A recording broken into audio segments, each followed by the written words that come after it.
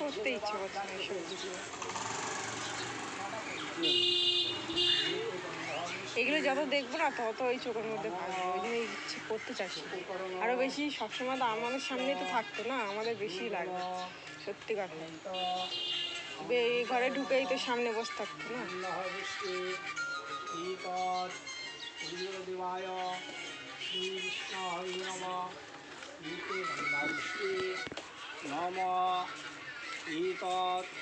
সম্প্রদাহারায় নমায় নম